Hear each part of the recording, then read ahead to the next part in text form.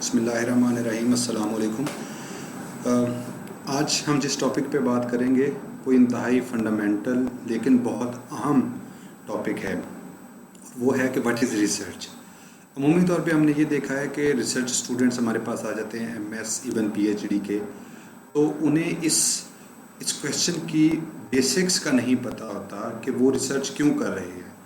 हम ये देखते हैं कि वो उनके ख्याल में ये होता है कि जी हमें थीसिस करना है और थीसिस में से कुछ पेपर निकालना है, पीएचडी है तो ज़्यादा पेपर निकालने हैं और उसके बाद हमें जो है वो डिफेंस अपना पीएचडी थीसिस डिफेंस करना है और हमें पीएचडी डिग्री अवार्ड हो जाएगी। लेकिन जो बुनियादी क्वेश्चन है कि रिसर्च है क्या, उसके बारे में शायद बहुत कम वो जानते हैं या उसको खोजने की कोशिश करते हैं। इसको आप ऐसे समझें कि जैसे हम नमाज़ पढ़ते हैं, हम देखते हैं कि हमारे वालिदैन नमाज़ पढ़ते थे, हम छोटे थे, हम अपने वालिदैन को देखते थे, फिर हमारे वालिदैन ने हमें कहना शुरू कर दिया कि आप नमाज़ पढ़ें, तो हमने उस देखा देखी में नमाज़ पढ़ना शुरू कर दी है। लेकिन जब तक हम ये नहीं समझेंगे कि हम नमाज़ क्यों पढ़ते हैं या अल्लाह ताला ने हम पे नमाज क्यों फ़र्ज़ की है, तो जो नमाज के अंदर जो खुशू व खुजू है या जो उसकी रूह है, उस तक हम नहीं पहुंच पाते। वो हमारे लिए एक रूटीन तो बन सकती है कि जी ठीक है, नमाज ज़ोहर का वक्त है तो नमाज़ पढ़ ली, नमाज असर का वक्त है तो नमाज़ पढ़ ली, लेकिन जो बुनियादी क्वेश्चन है वो वहीं का वही है कि हम नमाज़ क्यों पढ़ते हैं, कि अल्लाह ताला ने हमें हुक्म दिया है नमाज़ पढ़ने का और उस हुक्म के पीछे क्या हिकमत है, तो वो कुरान के अंदर जो है वो वाज़ेह बयान की गई है। लेकिन ना हम कुरान पढ़ें, ना हम खुद से उसको पढ़ने की कोशिश करें कि नमाज क्यों पढ़ी जाती है, तो नतीजा यही निकलता है कि बस एक रूटीन सेट हो गई है, नमाज का वक्त हुआ नमाज पढ़ ली और बाकी काम छोड़ दिए। रिसर्च के मामले में भी इसी किस्म का रवैया जो है वो हम देखते हैं। ये रवैया एमएस से शुरू होता है और फैकल्टी मेंबर्स तक यही चलता है। चूँकि हम इसको जांचने या इसको समझने की कोशिश नहीं करते, तो जब हम एमएस स्टूडेंट होते हैं तो हम ये सुनते हैं सीनियर से कि जी हमें थीसिस करना है, वो थीसिस कैसे होगा जी, कुछ पेपर पढ़े जाएंगे और फिर जो है वो कोई टॉपिक सुपरवाइज़र देगा, काम होगा। इसी सोच को हम पीएचडी में लेके जाते हैं और फिर जब हम खुद फैकल्टी मेंबर बनते हैं तो फिर भी हमारी सोच मोरलेस यही रहती है, सवाए कुछ ऐसे कुछ नहीं जो अच्छे पीएचडी फैकल्टी मेंबर्स हैं जो बाहर से ट्रेन होके आते हैं, या ऐसे लोग जो खुद से इसको सर्च करना चाहते हैं कि रिसर्च हम क्यों करते हैं। तो आज की जो वीडियो है वो बुनियादी तौर पर इसी चीज़ के गिर्द है कि रिसर्च है क्या। अगर हम ये समझ पाएंगे कि रिसर्च है क्या, तो फिर हम इंशाल्लाह इसको भी समझ पाएंगे कि इस प्रोसेस को हम कैसे बेहतर तरीके से कर सकते हैं और इसकी आउटपुट को हम कैसे जो है वो मीनिंगफुल बना सकते हैं। इसमें समझने के लिए सबसे अहम जो बुनियादी नुक्ता है, इससे पहले कि मैं आपको रिसर्च की वो डेफिनेशन बताऊं जो बुक्स के अंदर अवेलेबल है या आप गूगल करेंगे तो भी आपको वो डेफिनेशन मिलेगी, मेरा ख्याल है कि उससे पहले हमें रिसर्च साइकिल को समझने की ज़रूरत है। रिसर्च साइकिल में जो बुनियादी स्टार्टिंग पॉइंट जिसे हम कहते हैं वो है रिसर्च प्रॉब्लम। इस पर हम अलग से एक वीडियो में बहस करेंगे कि एक अच्छा रिसर्च प्रॉब्लम कैसा होता है और उसे हम कैसे फाइंड कर सकते हैं, कैसे सिलेक्ट कर सकते हैं। इस पर अलग से वीडियो में बहस करेंगे। फिलहाल आप यही समझ लें, हम ये अज्यूम कर लेते हैं कि आपको अपनी रिसर्च प्रॉब्लम का पता है। तो जब आपको एक रिसर्च प्रॉब्लम का पता है तो फिर आप उसी में से अपना एक रिसर्च क्वेश्चन निकालते हैं कि मैं किस एरिया में या किस टॉपिक पे काम करना चाहता हूँ। फॉर एग्जांपल वेस्ट वाटर एक बहुत बड़ा रिसर्च प्रॉब्लम है, लेकिन वेस्ट वाटर को आप किस एंगल से देखना चाहते हैं वो आपके रिसर्च क्वेश्चन में तय होगा। और जब आप अपना रिसर्च क्वेश्चन डिफाइन करेंगे, उसी के अंदर जो है वो फिर आपका हाइपोथेसिस बनेगा कि बुनियादी तौर पे आप क्या चीज़ एनालाइज करना चाहते हैं या क्या चीज़ टेस्ट करना चाहते हैं, जिसको एंड पे आप एक प्रोसेस के ज़रिए, जिसे हम रिसर्च कहते हैं, आप प्रूव कर पाएंगे। अब इस रिसर्च प्रॉब्लम के बाद का जो स्टेप है वो है एक्सपेरिमेंटेशन। आप उस रिसर्च प्रॉब्लम को सॉल्व करने के लिए कुछ एक्सपेरिमेंट्स डिज़ाइन करते हैं, ये देखने के लिए कि क्या आप अपने हाइपोथेसिस को प्रूव कर पाते हैं या उसे नलीफाई करते हैं। तो एक्सपेरिमेंटेशन में बहुत से एक्सपेरिमेंट्स हैं, डिपेंडिंग ऑन द फील्ड वो डिफरेंट होते हैं। एक्सपेरिमेंटेशन से जो आपके पास डेटा आता है, जो डेटा एक्विजिशन होती है, चाहे आप सोशल साइंस में हैं या साइंस में हैं, तो डेटा एक्विजिशन तो होगी। सोशल साइंस का डोमेन थोड़ा सा डिफरेंट है कि वो क्वेश्चनियर पे जाते हैं, साइंस के लोग जो हैं वो लैब बेस्ड स्टडीज़ करते हैं, तो वो अपने एक्सपेरिमेंट से या स्टडी डिज़ाइन से वो डेटा एक्वायर करते हैं। उस डेटा के बाद उसके ऊपर हम डेटा एनालिसिस टेक्निक्स लगाते हैं कि अपने डेटा को मुख्तलिफ स्टैटिस्टिकल टूल्स के ज़रिए हम उनको एनालाइज करते हैं, उसे और पहले डेटा को ऑर्गेनाइज करते हैं, फिर डिफरेंट स्टैटिस्टिकल टूल्स को अप्लाई करने के बाद हम उससे जो है डेटा एनालिसिस करने के बाद हम उससे कंक्लूजन्स निकालते हैं। यानी जब डेटा एनालिसिस करते हैं, इंटरप्रिटेशन करते हैं, तो फिर हम कुछ कंक्लूड करते हैं और कंक्लूजन यही होगा कि क्या जो हमने हाइपोथेसिस शुरू में बनाया था, फॉर एग्जांपल कि ट्रीटमेंट ए जो है वो क्या प्रॉब्लम बी को सॉल्व करता है या नहीं करता। तो इस चीज़ को हम बेसिकली हल करना चाह रहे हैं इस रिसर्च प्रॉब्लम के अंदर। तो यहाँ पे जाके इस स्टेप के ऊपर हम कंक्लूड करते हैं कि क्या ट्रीटमेंट ए जो है वो प्रॉब्लम बी को सॉल्व करता है या नहीं करता। तो जब हमारे पास कंक्लूजन आ जाता है तो उस कंक्लूजन के बाद जो नेक्स्ट स्टेप है वो है कम्युनिकेशन का। इस कम्युनिकेशन को हम साइंटिफिक कम्युनिकेशन कहते हैं। आप साइंटिफिक कम्युनिटी को भी बताते हैं कि जी इस प्रॉब्लम को आपने इस मेथड से सॉल्व किया तो रिजल्ट्स क्या आए, और इसी तरह आप जनरल पब्लिक को भी उस सॉल्यूशन से आगाह करते हैं ताकि आम पब्लिक भी ये समझ पाए कि इस प्रॉब्लम का क्या सलूशन है। जैसे कोरोना को ले लीजिए, अगर आप कोरोना की कोई वैक्सीन बना रहे हैं या कोई ट्रीटमेंट इन्वेंट करना चाह रहे हैं या प्रपोज करना चाह रहे हैं, तो कंक्लूजन के बाद अगर आप समझते हैं कि से आपका जो कंक्लूजन, जो आपका जो मेथड है या जो आपका ट्रीटमेंट है वो कैपेबल है टू ट्रीट कोरोना वायरस, तो अब आप उसको साइंटिफिक कम्युनिटी को बताएंगे through research papers, through conference papers या इन द फॉर्म ऑफ से पेटेंट्स, और जनरल पब्लिक को आप बताएंगे थ्रू न्यूज़पेपर या ब्लॉग्स या यूट्यूब वीडियो भी हो सकती है। तो ये कम्युनिकेट करना है, क्योंकि अगर आप अपनी रिसर्च को कम्युनिकेट नहीं कर पाएंगे तो लोगों को कैसे पता चलेगा कि इस चीज़ का एक सलूशन मौजूद है।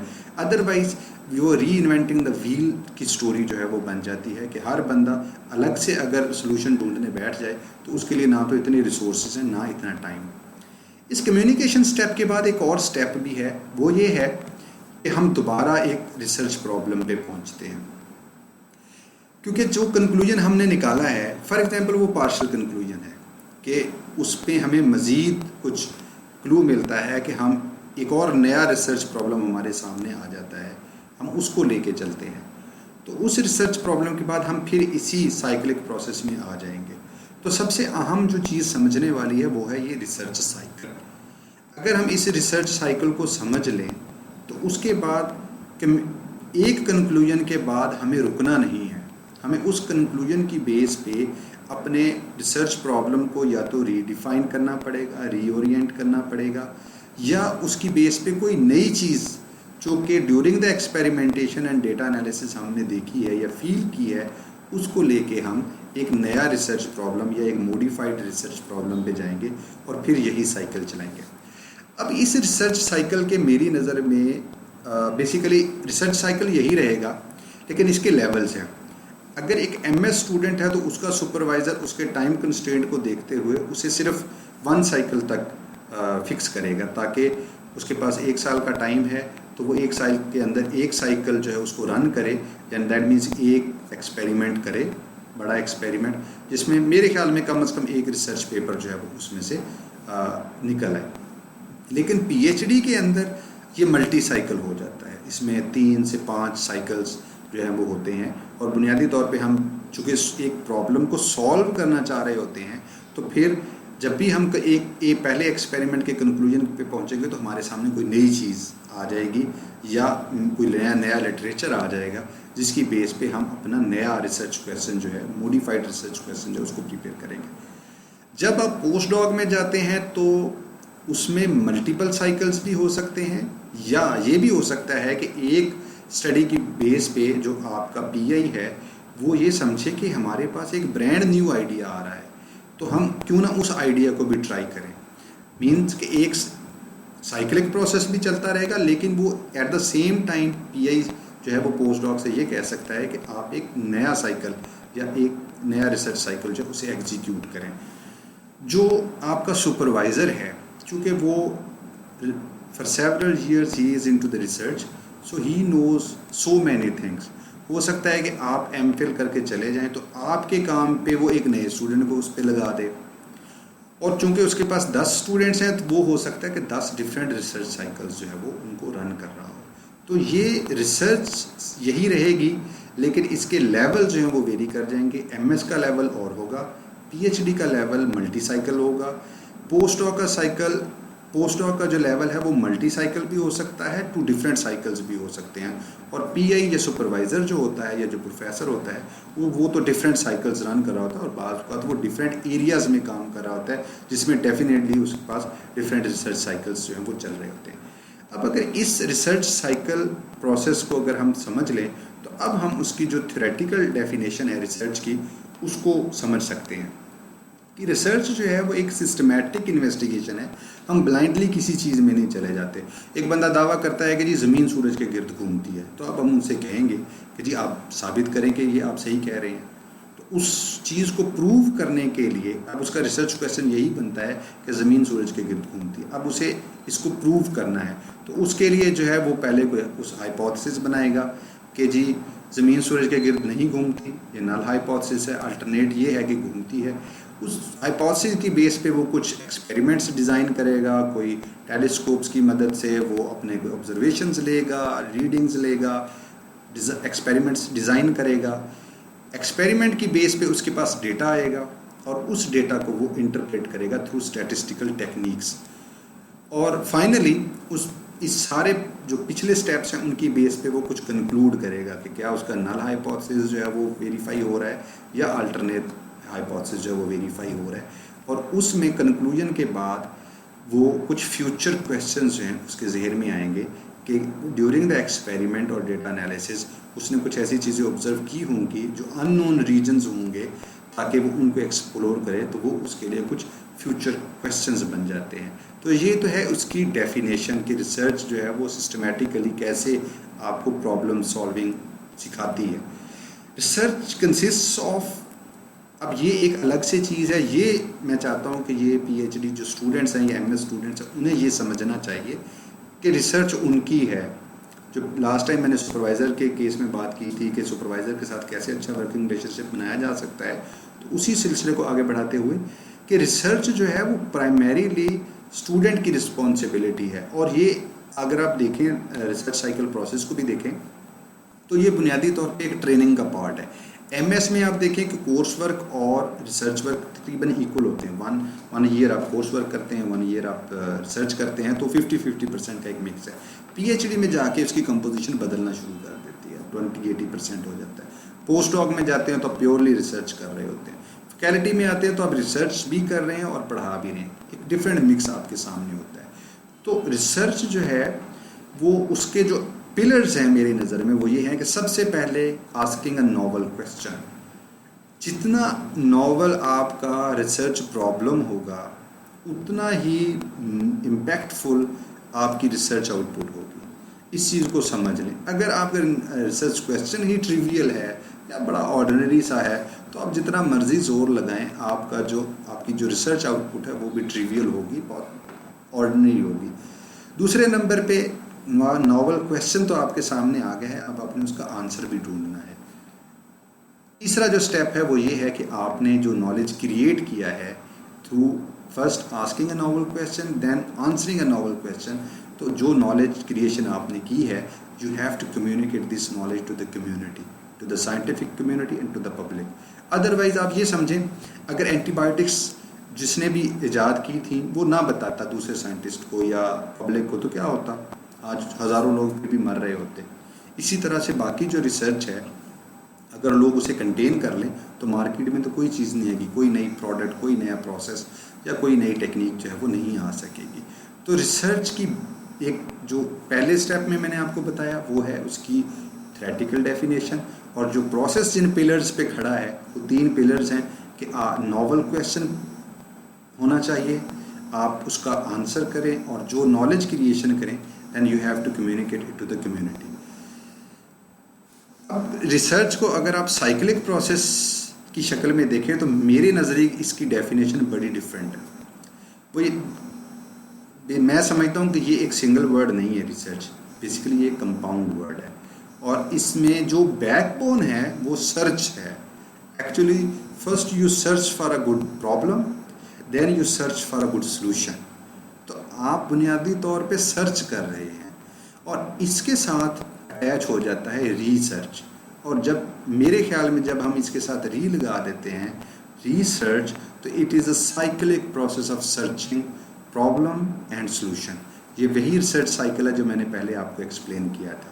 तो अगर आप ये चीज़ समझ लें कि रिसर्च है क्या, तो यकीन माने कि जो पीएचडी स्टूडेंट्स हैं या जो एमफिल स्टूडेंट्स हैं, जो मैं सोशल मीडिया पे या जो उनसे गॉसिप से जो चीज़ समझता हूँ, वो समझते हैं कि ये बहुत बोरिंग काम है, हमारा सुपरवाइज़र जो है वो हमें क्या लैब में जो है वो ग्लास वेयर्स धोना है, एक्सपेरिमेंट लगाना है। ये उनके अंदर जो रियल सेंस में जो मोटिवेशन है वो मिसिंग है।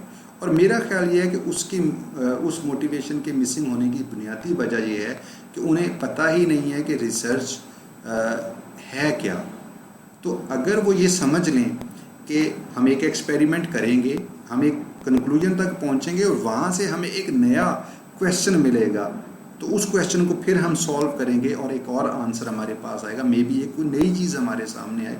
तो this is a research process, this is cyclic process. तो तब आपके अंदर वो साइंटिफिक क्यूरोसिटी जो है वो आएगी और तब ही आप अच्छे साइंटिस्ट बन सकते हैं।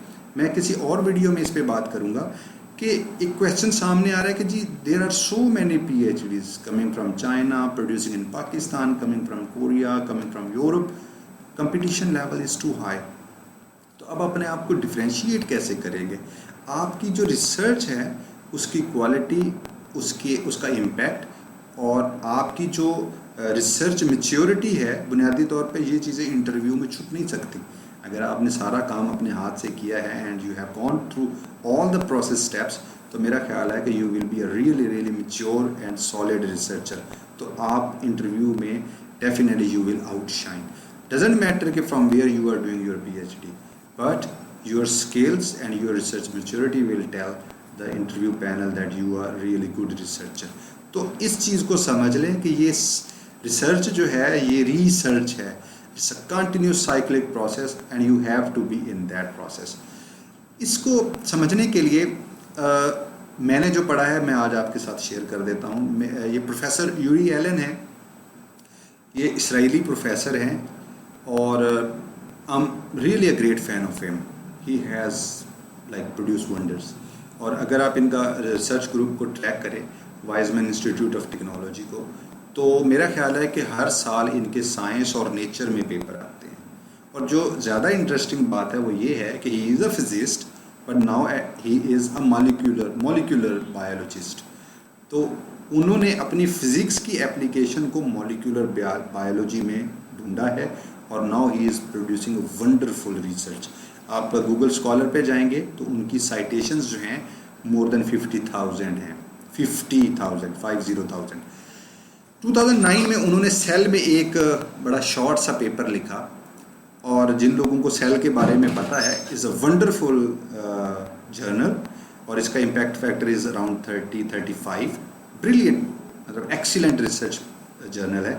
उसमें उन्होंने 2009 में एक जो है वो आर्टिकल लिखा था, छोटा सा article, how to choose a good scientific problem. उसी में से मैंने ये इमेज लिया है, मैंने थोड़ा सा इसे मॉडिफाई किया। ये टाइटल जो है ये मेरे हैं कि how students perceive research and how real research is. जो पहला पार्ट है इसमें देखें कि ज़्यादातर स्टूडेंट्स ये समझते हैं कि research is a straight forward process, point A से हम पॉइंट बी पे पहुंच जाएंगे। ऐसा नहीं होता। जो लोग PhD में हैं, जिनके एक्सपेरिमेंट्स फेल होते हैं, उन्हें पता है कि ऐसे नहीं होता। Is not from A to B। अगर आप A to B पे पहुंच रहे हैं तो you need to doubt your question. आपका क्वेश्चन या तो बहुत ऑर्डिनरी है तो तभी आप A से B पे डायरेक्ट जा सकते हैं, वरना इट्स नॉट पॉसिबल। जो लोग रिसर्च में काफ़ी अरसे से हैं, फैकल्टी मेंबर्स हैं, PhD पोस्ट डॉक्स हैं, उन्हें पता है कि ऐसे नहीं होता। मैनी एक्सपेरिमेंट्स फेल और वो फेल होते हैं अननोन रीज़न की तरफ। दूसरी पार्ट में देखें कि हम पॉइंट A से शुरू करते हैं और एक जिगजैग मोशन है, उसके बाद हमने जाना तो B पे है लेकिन sometimes we land at C, a very new direction.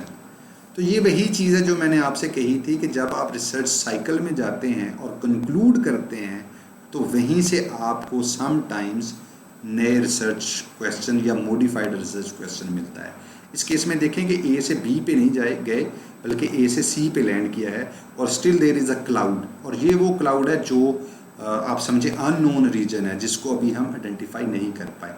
ये गलती पीएचडी के अक्सर स्टूडेंट कर जाते हैं, इनएक्सपीरियंस होते हैं, सुपरवाइज़र से बात नहीं करते, डरते हैं कि सुपरवाइज़र को हम बताएंगे कि मेरे रिज़ल्ट तो ऐसे नहीं आ रहे जैसे लिटरेचर में है।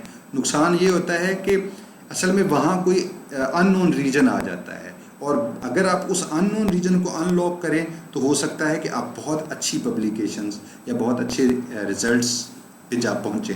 लेकिन सिर्फ इस डर से कि प्रोफेसर कोई नया एक्सपेरिमेंट दे देगा या प्रोफेसर ये कहेगा कि तुम्हारे रिजल्ट्स तो लिटरेचर से मैच ही नहीं करते, वो इस खौफ से जो है ना इन रिजल्ट्स को हाइड कर देते हैं और वही रिजल्ट्स प्रेजेंट करते हैं जो which are in confidence with like in connection with the previous literature. यहाँ पे हम बहुत सी अपॉर्चुनिटीज़ को मिस कर जाते हैं। तो आप ऐसे ना करें, ऐसे अननोन रीजन्स को कोशिश करें उन्हें एक्सप्लेन करें या देखें कि क्या आप उनके इर्द कोई नया रिसर्च क्वेश्चन बना सकते हैं। बीइंग पीएचडी आपका ऑब्जेक्टिव ही ये है कि आपने एक पर्टिकुलर रिसर्च प्रॉब्लम को थ्रू लाइक 3-4 रिसर्च क्वेश्चंस आपने उसे सॉल्व करना है।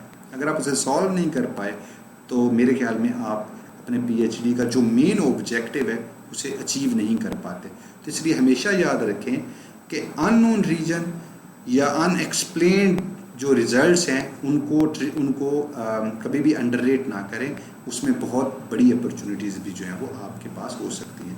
अपने सुपरवाइज़र से डिस्कस करें, अगर नहीं करना चाहते किसी वजह से तो किसी दोस्त से डिस्कस करें, या अब तो इंटरनेट है, किसी अच्छे प्रोफेसर से जो आपका ग्रुप सिमिलर काम कर रहे हैं उनसे पूछें कि ऐसे क्यों हो रहा है। मेरा ख्याल है कि आपको कोई ना कोई कहीं ना कहीं से कोई क्लू जो है वो इंशाल्लाह ज़रूर मिल जाएगा। इसे मैं कहता हूँ कि प्रोफेसर एलन्स अप्रोच ये है कि there is no straight way from A to B, rather there are always some unknown regions during your research, so you do not need to ignore those regions because they will give you some very good clue for brilliant outcome. इसके बाद एक और जो research approach है मैं समझता हूँ कि वो है प्रोफेसर ब्रूस एल्बर्ट्स की। प्रोफेसर ब्रूस एल्बर्ट जो हैं वो भी मॉलिक्यूलर बायोलॉजी के ही प्रोफेसर हैं, आप नेट पे चेक कर सकते हैं। प्रोफेसर ब्रूस एल्बर्ट जो हैं वो 1994 से 2005 तक 11 साल national academy of sciences USA के प्रेसिडेंट रहे हैं। तो यहाँ से आपको अंदाज़ा हो जाना चाहिए कि what kind of professor he is. इसके अलावा वो साइंस जो बहुत फेमस जर्नल है 40+ इम्पैक्ट फैक्टर है उसके एडिटर इन चीफ भी रहे हैं। ये एक उन्होंने एडिटोरियल लिखा था 2013 में, मेरा ख्याल है ये उनके आखिरी एडिटोरियल्स में है। उसके बाद he got retired from science. तो मुझे बहुत अच्छा लगा। अब मैं आपको मैं चाहता हूँ कि सारे लोग जो रिसर्च कर रहे हैं एमएस पीएचडी के वो इसको समझें। एक ब्रिलियंट पीस मैंने कॉपी किया है उनके उस एडिटोरियल से कि a successful scientist needs to deeply believe whatever the problem being tackled that there is always a better way to approach that problem than the path currently being taken।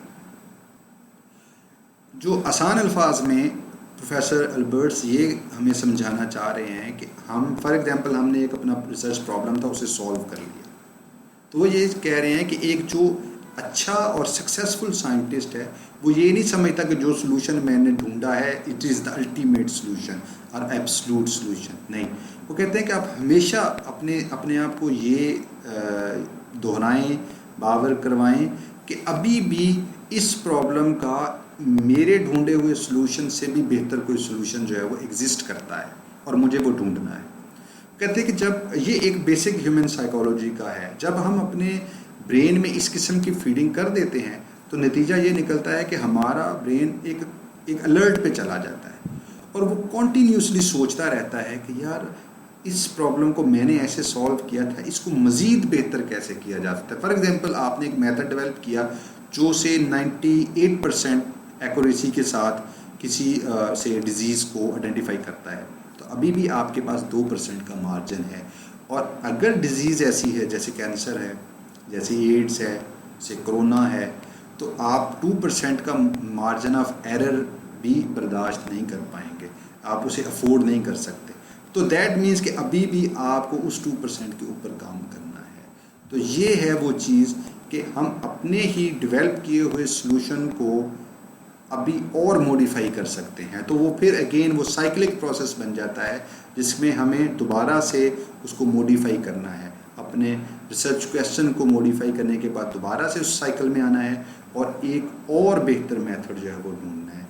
यकीन माने जो break throughs हैं या जो inventions हैं या innovations हैं वो इसी अप्रोच के तहत जो है वो हमारे सामने आती हैं या आ सकती हैं।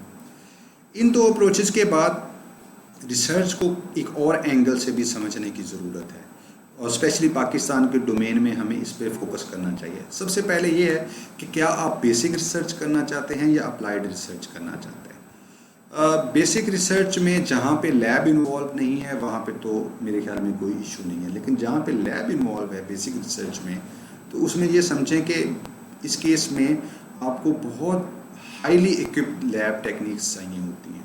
और दूसरा, अब पाकिस्तान के अंदर जो जिस किस्म का एनवायरनमेंट बन रहा है तो ज़्यादातर लोग आपसे पूछते हैं कि जी आपकी रिसर्च का इम्पैक्ट क्या है। तो जो लोग बेसिक रिसर्च में काम करते हैं उनको इस एरिया में थोड़ा सा जो है वो मार पड़ती है कि जी वो अब अपनी बेसिक रिसर्च की क्या एप्लीकेशन बताएं। तो रादर आपको ये चूज़ करना है कि आपने अप्लाइड रिसर्च में जाना है या बेसिक रिसर्च में जाना है। HECB जो है वो NRPU ग्रांट्स 60% अप्लाइड प्रोजेक्ट्स को दे रहा है और 40% जो है वो बेसिक रिसर्च को दे रहा है। तो ये आपको समझने की ज़रूरत है कि बेसिक और अप्लाइड रिसर्च में क्या फ़र्क है। बेसिक रिसर्च में नंबर ऑफ़ पेपर्स भी यूजुअली कम होते हैं, अप्लाइड में थोड़े से क्या खासे ज़्यादा होते हैं। नैनो टेक्नोलॉजी के देखें बहुत ज़्यादा पेपर्स आ रहे हैं, इंजीनियरिंग में देखें तो एनवायरमेंटल इंजीनियरिंग में देखें तो बहुत ज़्यादा रिसर्च पेपर्स आ रहे हैं। अप्लाइड साइड पे रिसर्च पेपर्स पब्लिकेशन बहुत ज़्यादा होती है। दूसरे नंबर पे आपको एक और चीज़ समझने की ज़रूरत है कि रिसर्च की टाइप्स में एक टाइप तो ये है कि कोई एग्जिस्टिंग टेक्नोलॉजी है जिसको आप इम्प्रूव करना चाहते हैं। जैसे आप ये समझें कि इंटरनेट आ गया, फिर 1G हुआ, 1G को फिर लोगों ने इम्प्रूव किया, 2G हुआ, 2G से 3G, अब 4G और 5G की बात हो रही है। ये जो जनरेशन्स हैं ये बेसिकली एग्जिस्टिंग टेक्नोलॉजी के अंदर इम्प्रूवमेंट्स हैं। तो हम या तो किसी एग्जिस्टिंग टेक्नोलॉजी को इम्प्रूव कर सकते हैं या हम क्या कर सकते हैं कि we can come up with a very new technology. Internet जब पहली दफ़ा आया था तो वो बिल्कुल न्यू था, it's a very new thing. ये है बिल्कुल नई टेक्नोलॉजी। जैसे स्मार्टफोन्स आपके पास एक बिल्कुल नई चीज़ हमारे सामने आई, that has like phone, watch, camera, touch screen, internet, computer, everything. So या आप नई टेक्नोलॉजी जो है उसको अप्रोच कर सकते हैं। अब ये आपके सर्कमस्टांसेस रिसोर्सेज के ऊपर डिपेंड करता है कि आप किस तरफ जाना चाहते हैं। क्या आप नई टेक्नोलॉजी डेवलप करना चाहते हैं या आप एग्जिस्टिंग टेक्नोलॉजी को इम्प्रूव करना चाहते हैं। एक और प्रिंसिपल क्वेश्चन जो है वो रिसर्च के हवाले से PhD स्टूडेंट्स और अर्ली कैरियर फैकल्टी मेंबर्स के सामने जो है वो ये है कि अब एक डिबेट चल पड़ी है कि जी पब्लिकेशंस के पॉइंट ऑफ व्यू से, क्योंकि रिसर्च की अल्टीमेट आउटकम जो है वो रिसर्च पब्लिकेशंस हैं, तो क्या इम्पैक्ट फैक्टर पब्लिकेशंस को प्रेफर किया जाए या इम्पैक्ट ऑफ योर रिसर्च को जो है वो प्रेफर किया जाए। अब इस डिबेट में दो स्कूल ऑफ थॉट्स जो हैं वो बन गए हैं और उन स्कूल ऑफ थॉट्स में यूरोप से जो लोग PhD करके आते हैं तो यूरोप में पब्लिकेशन का ट्रेंड जो है वो बहुत ज़्यादा नहीं है। वहाँ पे वो इम्पैक्ट को फोकस करते हैं। उनका फोकस ये होता है कि जो भी रिसर्च हो वो किसी इंडस्ट्रियल प्रॉब्लम को सॉल्व कर रही हो या कुछ इम्पैक्ट आना चाहिए। They do not run for publications. लेकिन अगर आप चाइना, कोरिया, मलेशिया या एशिया में ज़्यादातर जो है वो अभी भी पब्लिकेशंस पे फोकस बहुत ज़्यादा है। पाकिस्तान में अब दोनों फोकस ही चल रहे हैं। तो ये दो स्कूल ऑफ थॉट्स जो हैं वो एग्जिस्ट करते हैं और ये एक दूसरे को बेसिकली निगेट करते रहते हैं कि जी नहीं इम्पैक्ट की बात होनी चाहिए, वो कहते हैं नहीं जी पब्लिकेशंस की बात होनी चाहिए। मेरा ज़ाती ख्याल ये है कि हमें एक पाकिस्तान के तनाज़र में एक तवाज़न चाहिए और वो तवाज़न जो है वो ये है कि हमारे पास पब्लिकेशंस भी होनी चाहिए और हमें इम्पैक्ट ऑफ आवर रिसर्च उसके ऊपर भी जो है वो बात करनी चाहिए। अर्ली कैरियर जो फैकल्टी मेंबर्स हैं, आप पीएचडी में भी हैं तो भी आपको दोनों चीज़ों के ऊपर जो है वो फोकस रखना चाहिए कि आप अपनी रिसर्च का इम्पैक्ट भी इंटैक्ट रखें, साथ में आप अपनी पब्लिकेशंस का नंबर रीज़नेबल रखें। मैं ये नहीं कह रहा कि आप बहुत कम पब्लिकेशंस लाइक 1 पब्लिकेशन से भी मसाइल हैं। अगर आपकी पीएचडी में 10 से 15 पब्लिकेशंस हैं तो भी मसाइल हैं, क्योंकि दोनों चीज़ें जो है वो मिसमैच में चली जाती हैं। तो फील्ड टू फील्ड खैर वेरी भी करती हैं चीज़ें। फॉर एग्जांपल जो लोग जेनेटिक इंजीनियरिंग में काम करते हैं, अब उनके लिए मैं समझता हूँ कि पब्लिकेशंस रियली टफ, क्योंकि वो बहुत एक लेंथी प्रोसेस है, बाज़ का टारगेट हिट होता है नहीं होता, तो उनका तो इशू है। फील्ड टू फील्ड ये चीज़ वेरी करती है, लेकिन मैं ये समझता हूँ कि आपको इसमें एक बैलेंस की ज़रूरत है। आपके पास पब्लिकेशंस भी होने चाहिए। पीएचडी के बाद आपके पास 3 से 5 पब्लिकेशंस एज फर्स्ट ऑथर मेरे ख्याल में होनी चाहिए, ये मेरी राय है। Field to field again vary करता है। आपका फील्ड अगर टफ है तो जारी बात है कम होंगी, अगर कुछ नैनो टेक्नोलॉजी टाइप है, एक्सपेरिमेंटेशन टाइम कम है, तो आपकी पब्लिकेशन ज़्यादा भी हो सकती हैं। लेकिन आपने बहरहाल दोनों चीज़ों को चलाना है। जो अर्ली कैरियर फैकल्टी मेंबर्स हैं उनके लिए मेरी एडवाइस ये है कि शुरू के साल में कुछ इंस्टीट्यूट्स रिस्ट्रिक्ट करते हैं कि जी पेपर निकालें, तो they can go for publications. मेरी सजेशन यहाँ पे ये है कि आप 70% पब्लिकेशन फोकस रखें, लेकिन 30% जो आपका फोकस है वो इम्पैक्ट पे ज़रूर होना चाहिए, क्योंकि आप ज़्यादा देर तक पब्लिकेशंस के साथ ज़िंदा नहीं रह सकेंगे। उसमें आपका एक जनरल एनवायरनमेंट की मैं बात कर रहा हूँ और आपकी ज़ाती भी बात कर रहा हूँ, आप बोर होना शुरू हो जाएंगे। लोग बोर हो जाते हैं, यार क्या पेपर आ रहा है, ठीक है जी पेपर आ गया, क्या है अब आगे इम्पैक्ट की बात करें। तो ये क्वेश्चन आपको अपने आप से खुद ही पूछ लेना चाहिए कि आप 70% एफर्ट्स आपकी रिसर्च पेपर की तरफ हों, ताकि जो इंस्टीट्यूशनल रिक्वायरमेंट्स हैं आप उनको पूरा कर सकें, लेकिन एट द सेम टाइम 30% अपना इनपुट, अपना इंटरेस्ट, अपने रिसोर्सेज आप ऐसे इम्पैक्टफुल काम पे लगाएं कि जो 3 से 5 साल बाद किसी पेटेंट, प्रोडक्ट या प्रोसेस की शक्ल में आपके सामने हो, ताकि आप ये भी कह सके कि जी पेपर भी आ रहे हैं, लेकिन but now I am working on some impactful thing that can be marketed, that can be commercialised. इसी अप्रोच में मैं ये चाहता हूँ कि मेरी सजेशन ये है कि जो पीएचडी स्टूडेंट्स हैं और जो अर्ली कैरियर फैकल्टी मेंबर्स हैं वो एक चीज़ मिस कर रहे हैं, और थ्रू पाकिस्तान बहुत सारे लोग जो हैं वो मेरा ख्याल है 80 to 90% फैकल्टी मेंबर्स भी इस चीज़ को मिस कर रहे हैं। अब कुछ मैं समझता हूँ कि कुछ अवेयरनेस जो है वो आना शुरू हुई है, that is entrepreneurial mindset. Europe में हम देखते हैं कि एक पीएचडी स्टूडेंट है, वो पीएचडी ख़त्म करता है, वो अपनी कंपनी बना लेता है, प्रोफेसर्स अपनी कंपनी बना लेते हैं। हम क्यों नहीं ये काम कर रहे? हमारा जो पीएचडी स्टूडेंट है उसे ये सोचना चाहिए कि क्या उसकी रिसर्च ऐसी है कि आफ्टर पीएचडी और after spending some years as post PhD can he do something, some process, some product, something जिसको वो जो है वो मार्केट कर सके। ये ना हो, इसको छोड़ दें, ये क्वेश्चन बाद में है, सोचना तो शुरू करें। हम आज इन चीज़ों को सोचना शुरू करेंगे। आप ये देखेंगे एक पीएचडी का स्टूडेंट जो भी जस्ट पीएचडी में आया है, तो अगर उसका सुपरवाइज़र उसको ये चीज़ें बताए कि जस्ट कोई ऐसी चीज़, ऐसा प्रॉब्लम ढूंढो जिसको हम मार्केट कर सकें या जो कमर्शियल प्रोडक्ट बन सके, तो कैसा है। हमारे बहुत से प्रॉब्लम्स लोकल ऐसे हैं जिनमें हमें ऐसे इनपुट चाहिए। वेस्ट वाटर ट्रीटमेंट का प्रॉब्लम बहुत बड़ा है।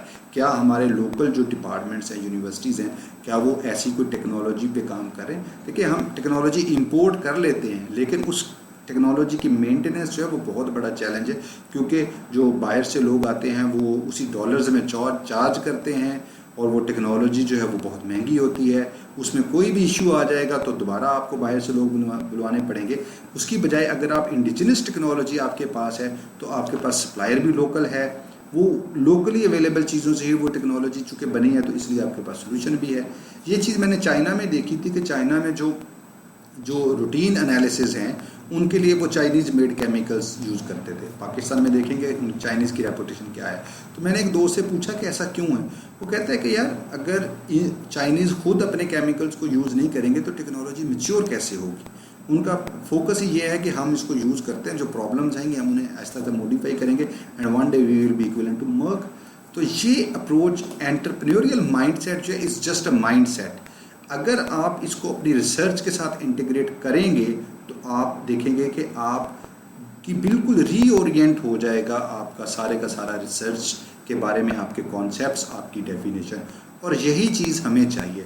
मैं आई कैन फोरसी कि जिस हिसाब से पीएचडीज़ आ रहे हैं तो हमारे पीएचडीज़ को थोड़ा स्टैंड आउट करना पड़ेगा। They need to be unique and significant अगर वो फ्यूचर में जो है वो सर्वाइव करना चाहते हैं। और जो हमारे करंट फैकल्टी मेंबर्स हैं उनको भी ये चैलेंज जो है वो जब प्रमोशन की बात आएगी तो मैं ये समझता हूँ कि ये चैलेंज उनको भी सामने आएंगे, क्योंकि कोरिया, मलेशिया, चाइना, साउथ जो मिडल ईस्ट सारा है, वहाँ जो पाकिस्तानी पहले फैकल्टी मेंबर्स हैं, मेरा ख्याल है कि अगले 5 साल के बाद जो है वो वहाँ से भी इनफ्लो आना शुरू हो जाएगा और वो लोग तो ज़्यादा पब्लिकेशंस और पेटेंट्स के साथ आएंगे, तो competition will be very tough. तो हमें before time we need to get ready and we need to prepare ourself. Finally मैं फिर वही कहूँगा कि रिसर्च जो है is not a single word up to me, मेरी डेफिनेशन है, it is actually compound word research, and we always search for a good problem and then search for a solution for that problem. So it's a continuous cycle research. Finally जो मेरा message होता है कि survival for the fittest, luck favors only prepared minds, और persistent जो है is more important than intelligence, और foolish they learn from the experience, the wise they learn from the experience of others. इसके बाद इंशाल्लाह हम जो है वो लिटरेचर सर्च और लिटरेचर रिव्यू पे बात करेंगे, क्योंकि एक अच्छे प्रॉब्लम तक पहुंचने के लिए हमें जो है वो लिटरेचर सर्च और लिटरेचर रिव्यू के बारे में पता होना चाहिए। अगर आपको वीडियो पसंद आए तो इसको हमारे चैनल को सब्सक्राइब करें, हमें फीडबैक दें ताकि हम मज़ीद जो है वो इस चीज़ को बेहतर कर सकें। Thank you very much.